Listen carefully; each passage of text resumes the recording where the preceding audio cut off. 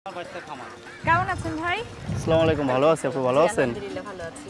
ওনারটা যেটা দেখলাম হচ্ছে ঘরের মধ্যে হাঁস লালন পালন করছে, আর আপনারটা একেবারে হচ্ছে উন্মুক্ত। মুক্ত।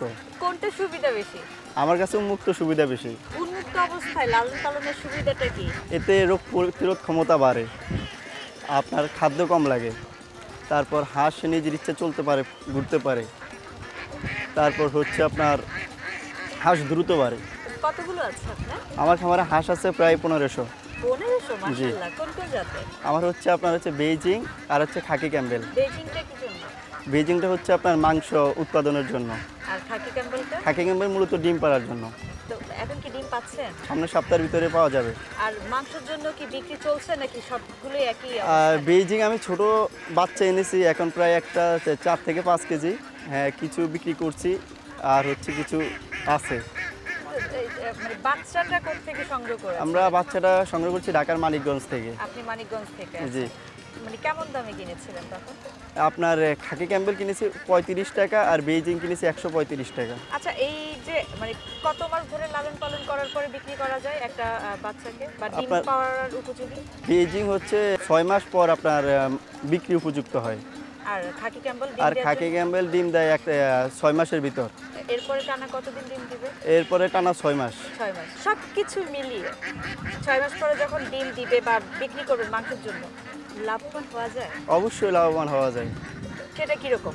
যদি আমি অনুপাতে জানতে চাই, যে যেমন একটা হাঁস 4 কেজি যেটা হয়েছে, 6 মাস খাইয়েছেন, কিনেছেন, যে দামে বিক্রি করবেন, মানে কিরকম একটা হাঁসের প্রতি আপনার লাভ থাকবে? আমার একটা হাঁসের প্রতি শতকরা 20% লাভ থাকবে। তো অনুপ্রেরণাটা কাছ থেকে পেলেন হাঁসের খামার করার? মাননীয় প্রধানমন্ত্রীর একটিবারই একটা খামার থেকে অনুপ্রেরণা আসে। প্রধানমন্ত্রীর একটিবারই একটি খামার প্রকল্প থেকে অনুপ্রাণিত হয়ে শুরু করেছে। জি। তো এই 6 মাসে লালন পালন করতে গিয়ে কি কোনো ধরনের কোনো সমস্যার সম্মুখীন হয়েছে? জি, খাদ্য সমস্যা। কারণ আমরা ভোলা থেকে বিচ্ছিন্ন মনপুরা একটি দ্বীপ। এখান আমরা খাদ্যগুলো সংগ্রহ করি মূলত ঢাকা চিটাগং থেকে। মনপুরাতে নিয়মিত খাদ্য না পাওয়ায় আমরা দূর থেকে খাদ্য ক্যারিং করতে হয়। মাননীয় প্রধানমন্ত্রী একটি খামার একটি বাড়ি প্রকল্প বাস্তবায়নের জন্য আমাদের মতো ক্ষুদ্র মাঝারি খামারিদের যদি সকল নির্দেশনামূলক সহযোগিতা পায়, তাহলে আমাদের পুষ্টি চাহিদা সম্পূর্ণ পূরণ হবে। আপনার মতো তরুণ যারা লেখাপড়া শেষ করে বা করার পাশাপাশি কৃষিকাজ করছে বা খামার করছে, আমরাও চাই আপনারা সবার সহযোগিতায় আরও এগিয়ে যান, আমাদের কৃষিকে সমৃদ্ধ করেন। অনেক অনেক শুভকামনা কৃষি ও কৃষি টিমের পক্ষ থেকে। ধন্যবাদ। লোকমান ভাই, যারা তরুণ কৃষি কাজ বা খামার করছে, বিশেষ করে হাঁসের খামার, তাদের জন্য আপনার কি পরামর্শ আছে যে কোন দিকগুলো বিবেচনা রাখলে তারা সফল হতে পারবে?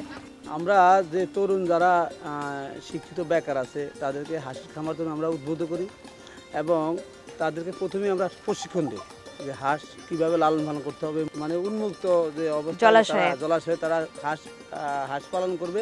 তারা চারিদিকে নেট দিবে এইখানে, যাতে বাইরে থেকে যেন কোনো প্রাণী ভিতরে না ঢুকতে পারে। আবার হাঁস যেন বাইরের দিকে না যায়, এদেরকে জাল দেওয়া বেড়া দেওয়ার জন্য বলি। আবার সাথে সাথে এদেরকে মাছ পালন করতে বলি, যাতে হাঁসের যেই পায়খানাটা মাছের খাবার হিসাবে তৈরি হয়। এতে তারা মাছ থেকেও আমাদের উপকৃত হয়, হাঁস থেকেও উপকৃত হয়। এবং আমরা সার্বক্ষণিক এদেরকে এই টিকা দেওয়ার ব্যবস্থা করি। তাদের লালন পালন করার জন্য কীভাবে সুন্দর করে করতে হয়, আমরা আমাদের জেলা প্রাণী সম্পদ কর্মকর্তা মহোদয়ের নির্দেশ মতো আমরা প্রতি মাসে 2-3 বার তাদের খামারগুলো দেখাশোনা করি। যেহেতু আপনারা আপনাদের জেলা প্রাণী সম্পদ কর্মকর্তার পরামর্শ অনুযায়ী এই দ্বীপ উপজেলা মনপুরাতে কাজ করছেন, তো এরপরে আপনি আমাকে প্রাণী সম্পদের আর কি দেখাবেন?